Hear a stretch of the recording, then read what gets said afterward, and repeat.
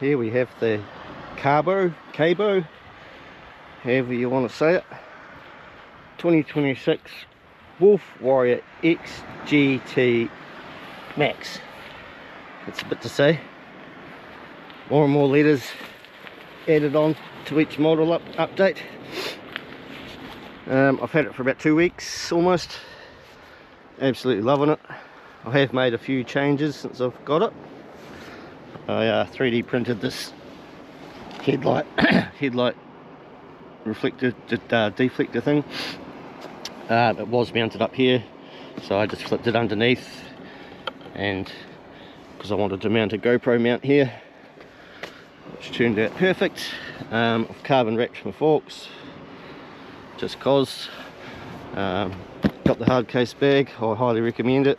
It's pretty much a must have in my opinion. What an absolute beast.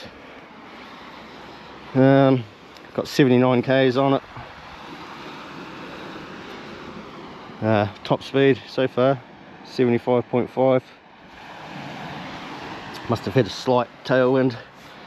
Usually does just over 70, which seems to be flat and not much wind. The torque is absolutely insane. There is adjustable torque levels, so you can have it not so crazy, but who likes that? You do have to be careful in high torque mode though. It will lift the front wheel very easily and spin them.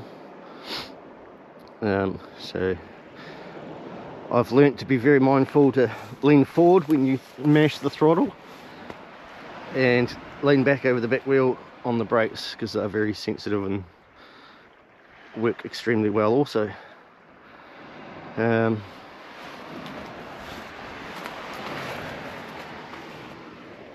Seems to lock in place handlebars very nicely. I don't seem to notice or have any wobble. If there is, I definitely don't notice it. Complaints? I don't know. That is a bit, don't know, but that's metal, and this actually rests on the metal anyway, so when you're standing on it, that's how it's supposed to be. But I don't know if it should be attached somewhere else here, maybe, just to stop it flexing. I don't know. Not really a complaint. But I've also 3D printed a handlebar riser bar, wrapped that bit in carbon as well, just in PETG, another GoPro mount and a phone mount, all very solid, no movement at all. Yeah, you got obviously different modes. You've got dual motor mode, rear wheel drive only, and you got your gears 1, 2, 3, 4, 5, or power modes, however you want to look at it. And eco mode. You got a heap of settings in your mode menu. I won't get into that, so you got to recycle the power to get into it. Horn is quite loud. If you're on trails and stuff, coming up behind runners or whatever, I'm going to get a quieter one, or you press the button when you're quite a distance away from them. Saves giving the old people heart attacks. Yeah, sorry if there's any wave noise, but this is my chosen spot for my attempted review. I'm not a YouTuber, I'm not a reviewer, but I thought I'd give her a crack.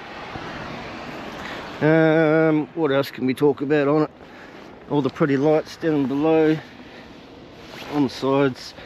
These are all customizable with an app, so you can change the colours, yeah, you name it. Rear suspension is adjustable.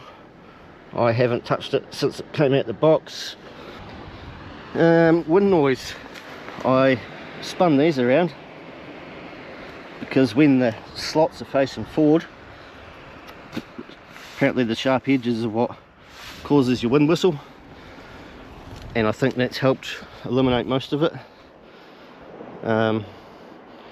Apparently just put a bit of tape over somewhere that's a sharp edge or whatever, and try and figure out where your wind whistle comes from, because it is reasonably common from what I've heard, multiple scooters. Always get a helmet, always ride safely. Definitely recommend this thing. What a weapon.